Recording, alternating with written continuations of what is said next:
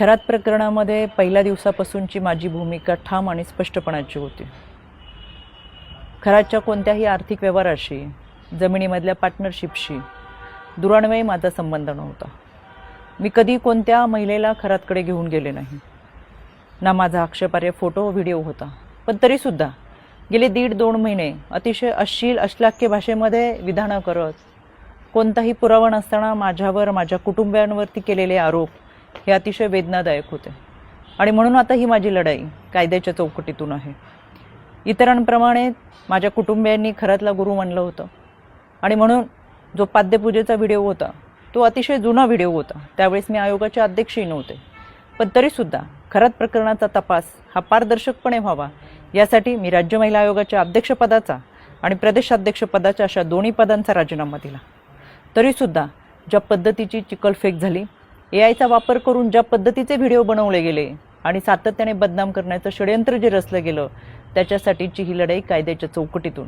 आणि म्हणून आशा मिरगे या बाईने डिबेट शोमध्ये अतिशय असभ्य भाषेमध्ये जी विधानं केली, ती विधानं ऐकून तर मला आश्चर्याचा धक्काच बसला। आणि म्हणून मी 4 एप्रिलला पहिली नोटीस ही आशा मिरगेला पाठवली होती।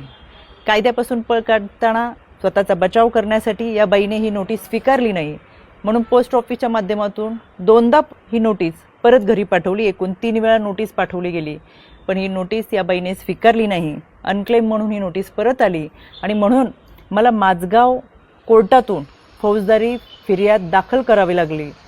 माननीय न्यायालयाने याची दखल घेऊन आशा मिरगेला 2 जुलै 2026 रोजी सकाळी 11 वाजता कोर्टात हजर राहण्याची ऑर्डर काढलेली आहे।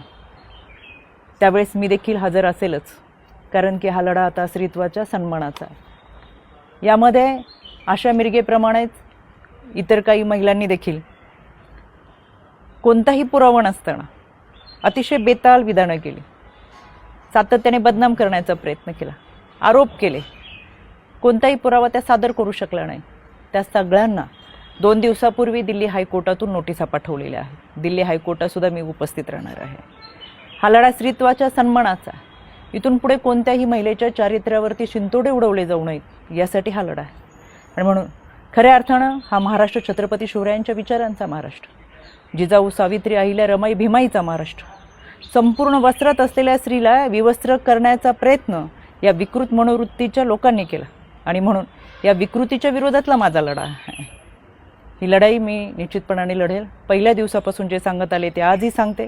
सत्य प्रखरतेने तुमच्या समोर आहे। कोणताही पुरावा नाही, कोणतेही दुष्कृत्य गैरकृत्य कधीही केलेलं नाही।